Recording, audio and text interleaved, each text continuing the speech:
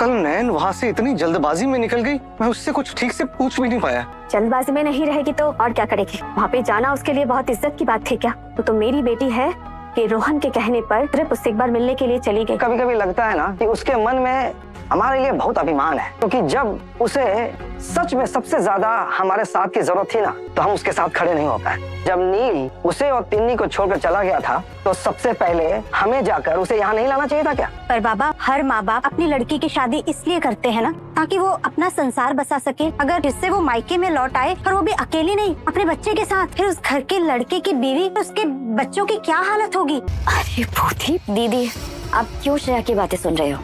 मैं तो इस घर के हर इंसान की बात सुनती भी नहीं हूँ, बस कान पे पड़ जाती है, एक कान से सुनकर दूसरे कान से निकाल देती हूँ। आप भी वही करें। मासी माँ, आप दोनों के लिए मैं चाय लेकर आऊँ? नहीं बेटा, तुम्हें परेशान होने की कोई जरूरत नहीं है। वैसे भी हमें आज कुछ खाने पीने का मन बिल्कुल नहीं है। बहन, बेटा मैं घर जाकर तेरे दादा भाई से बात करूं, अगर वो तेरे साथ। नहीं माँ, बबलू के भी एग्जाम्स आने वाले हैं और ऐसे में दादा भाई को परेशान करने की जरूरत नहीं है। मेरी चिंता आप लोग मत कीजिए, वहाँ हॉस्पिटल में है ना, सब लोग मेरी देखरेख करेंगे। माँ बेटा, बहुत बुरा लग रहा है कि हम तुम्हारे लिए कुछ नहीं कर पा रहे। बाबा, आप ऐसी बातें क्यों कर रहे हैं? जब भगवान ने मेरी जिंदगी के हर पहलू से मुंह मोड़ लिया है, तो ऐसे में आप क्या ही कर सकते हैं? मॉम, आप ये क्या कह रहे हो? सॉरी, मुझे ऐसा नहीं कहना चाहिए। मैं ऐसा कैसे कह सकती हूँ कि उन्होंने पूरी तरह से मुझसे मुंह मोड़ लिया है? ईशान ने जानबूझकर नुयानिका से दूरी बना ली है। क्या उज्जैनी को अपनी माँ के दिल का सच समझ आ गया है? क्या नील की मदद को बार बार ठुकराना नुयानिका की सबसे बड़ी गलती बनने वाली है? और क्या एक डायरी दोनों के अधूरे रिश्ते को नई शुरुआत देगी? हेलो दोस्तों, आज के सैराब के एपिसोड में इमोशंस, कंफ्यूजन और दिल को छू लेने वाले मोमेंट्स देखने को मिले। एपिसोड की शुरुआत होती है जब उज्जैनी नील को नुयानिका के साथ देख लेती है और उसका गुस्सा 7वें आसमान पर पहुंच जाता है। नील शांत रहकर समझाने की कोशिश करता है कि वो सिर्फ नुयानिका के ट्रीटमेंट की बात कर रहा था और उसकी तबीयत को लेकर कंसर्न है, लेकिन उज्जैनी उसकी एक भी बात सुनने को तैयार ही नहीं होती। वो साफ कह देती है कि जब वो खुद अपनी माँ का ख्याल रख सकती है तो नील की कोई जरूरत है ही नहीं।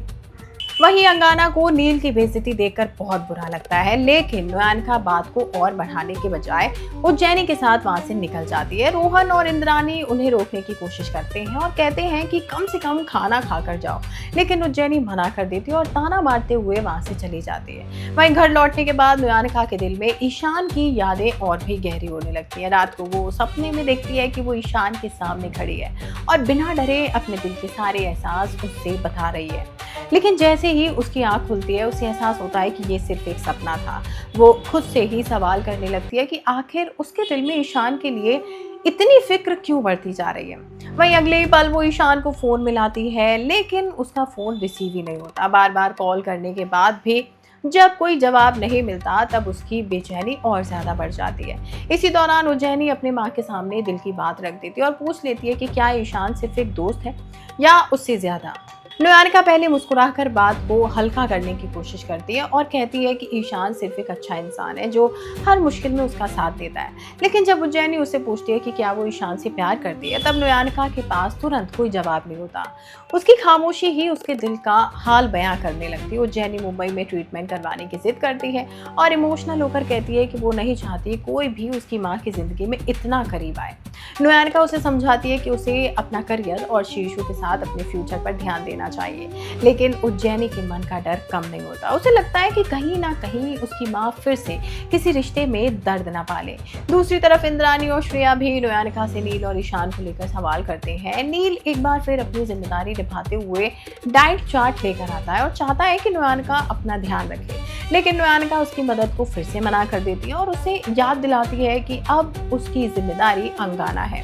वहीं हॉस्पिटल पहुंचने के बाद भी नुयानिका की नजरें बार बार फोन पर टिक जाती है। हर कुछ देर बाद वो ईशान को कॉल करती है, लेकिन हर बार उसे सिर्फ खामोशी मिलती है कि आखिर ईशान इतना क्यों बदल गया। क्या वो उससे नाराज है या फिर किसी और वजह से उससे दूर रह रहा है। उधर ईशान भी खुद से लड़ रहा होता है। वो फैसला करता है कि अगर नुयानिका की खुशी उससे दूर रहने में है तो वो कभी उसे परेशान नहीं करेगा। लेकिन उसके चेहरे पर साफ दिखाई देता है कि दिल से वो भी नुयानिका को भुला नहीं पा रहा है। तभी उसकी नजर नुयानिका की डायरी पर पड़ती है। डायरी को हाथ में लेते ही उसके चेहरे के एक्सप्रेशन बदल जाते हैं और ऐसा लगता है कि उस डायरी के पन्ने दोनों के रिश्ते का सबसे बड़ा सच छुपाए हुए हैं। अब देखना बहुत ही दिलचस्प होगा कि क्या ईशान डायरी पढ़कर नुयानिका का असली जज्बात समझ पाएगा।